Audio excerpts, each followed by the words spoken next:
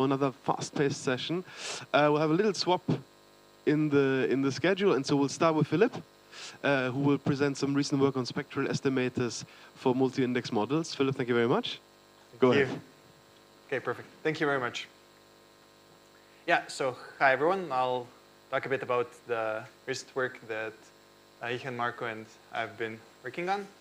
And it's actually so nice that, I mean, Alex's lovely talk covered a lot of things, and this will just be one part of it, zooming in to one part of this, which I'll get later on. But I'm just saying it's super nice to have this. Right. So yeah, without further ado, I'll go and introduce again, or as a reminder, basically, of what multi-index models are and. Yeah, why do we care how we analyze them, right? So the setting we're in is that we're in a regression. So we have d-dimensional input, one-dimensional output. And what multi-index models postulate is that we're actually, it's consistent of projecting to a lower dimensional space, so with a linear projection here. So this is the matrix W star.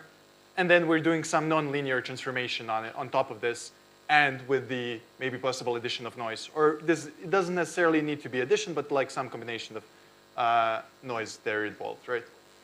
And so why this model has been especially interesting recently was due to its connection to two-layer neural networks, which we can model. And I mean, many other things, depending on what we choose the non-linearity to be, right? And roughly, the question that we've been asking was, how many samples do we need in order to say something about W star? And I mean, again, this was roughly what Alex was talking, just not in the context of constants. Okay, so to formalize this and to be able to formally attack this problem, we need some assumptions. So some formal assumptions, and then we make them in the form of assuming that our data is a Gaussian, isotropic Gaussian. And most importantly, we're in the linear regime. So if you remember from Alex's talk, this would kind of be, when we're talking about the generative exponent being lower than 2 if we want to recover lower or equal to 2, right? And so we're saying, okay, so the number of samples and our dimension, their ratio is fixed to delta, and we're letting both of them go to infinity. And so you should think of D as something very big and of P as something very small. So we're keeping P fixed in this context, right? So this is the intermediate projection dimension, intrinsic. And so the objective that we care about is we want to weakly recover W star, given that we have n samples, given that we know what the function Q is and what the covariance matrix of W star is. Okay, let's just formally introduce what weakly recovering actually means. So it means that if we have the object that we care about, which is W star, we want to output an estimator, W hat, that just correlates with W star in this way. Well, and this is even weaker than saying that we recovered the full matrix. We just want one of the rows from W hat to correlate with one of the rows of W star, right? So this is the overlap that's been also previously mentioned. So we just want that asymptotically the angle between these two d-dimensional objects to be non-vanishing for some of the p rows of W star. Okay, and why this isn't a trivial thing to ask is because if you, for example, just sample W hat randomly from a sphere, you get that this overlap is going to be 0. And this is fairly easy to see. It's just the angle between two vectors sampled from a sphere, and which just goes to 0 as D goes to infinity. Okay, so in order to actually recover W star, we need something smarter than this, and we introduce this in the form of spectral estimators. So how we make a spectral estimator is, and this again was nicely mentioned in the talk previously, was we use this pre-processing function T to change our output Y, right?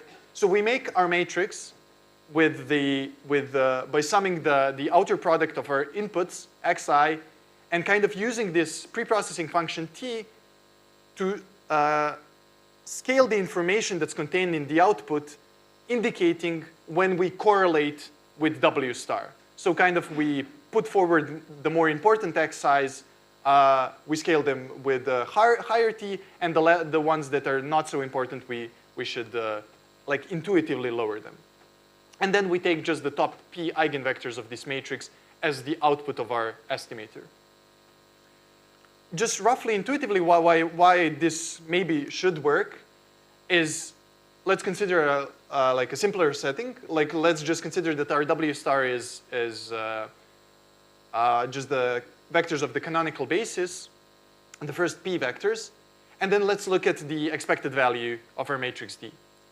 Then it's not like too hard to see after maybe a minute of calculation that you get a block diagonal matrix where you have the first block is p by p, and the second block is identity times d minus p by d minus p, but it's identity times the expected value of this preprocessing function.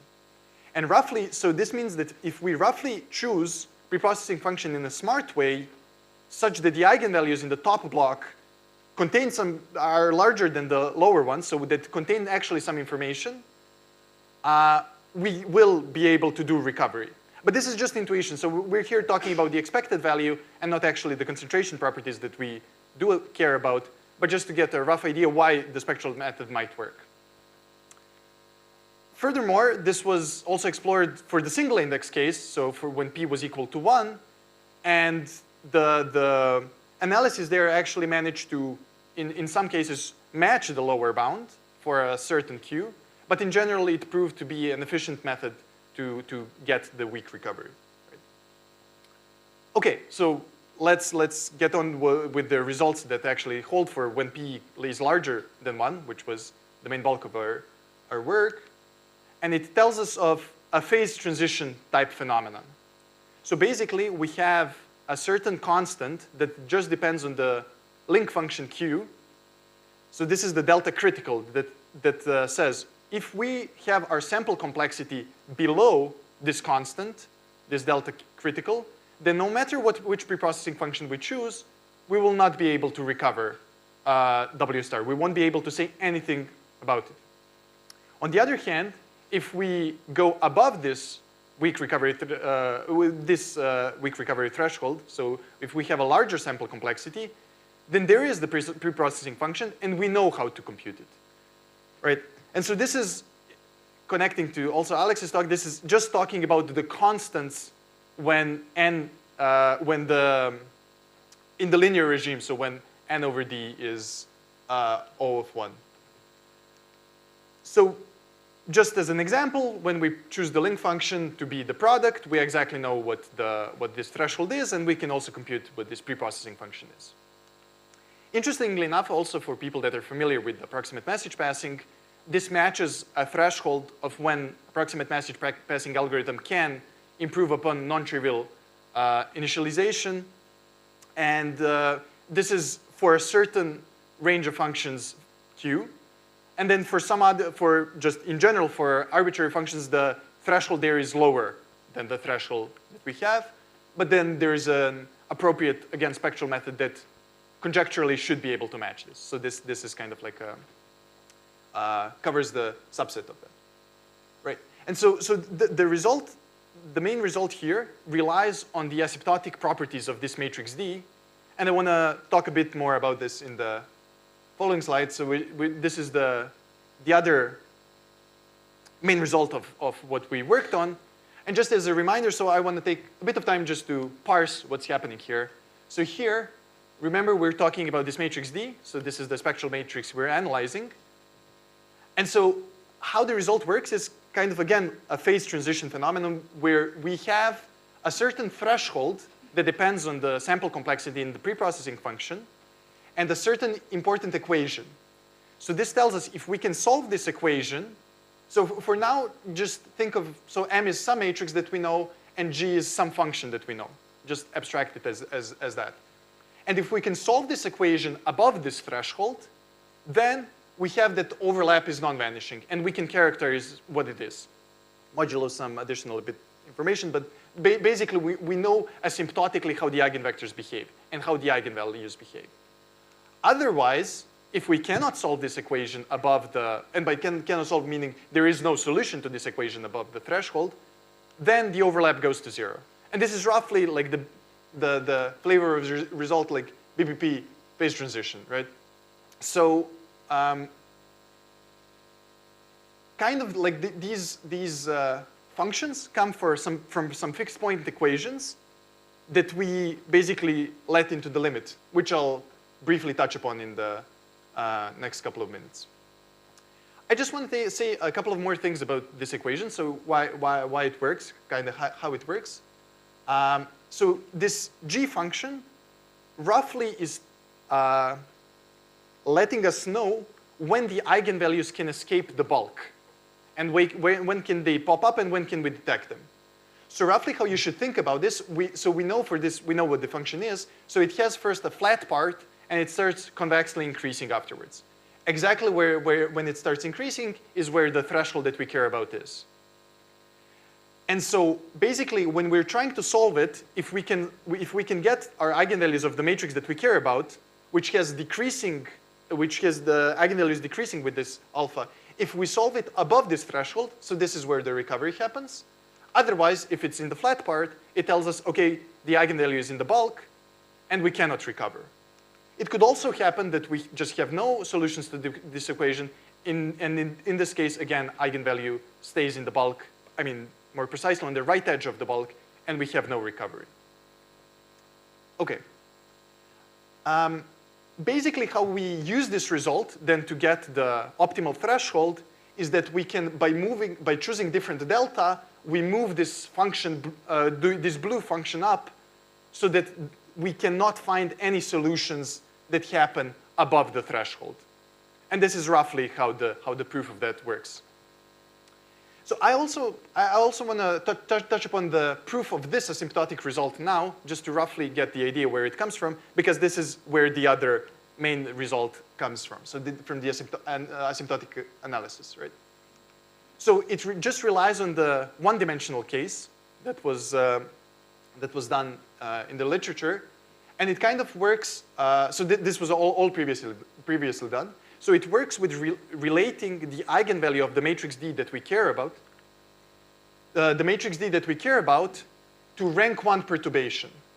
Here, this is kind of like a technical, just a technical result is that there's some fixed point equation in which you, in a smart way, relate the eigenvalue with something that you kind of know how to say something about it in the asymptotic regime. Okay, in the same way, there's a there's a kind of a trick how to relate this to a rank 1 perturbation for the case of overlaps.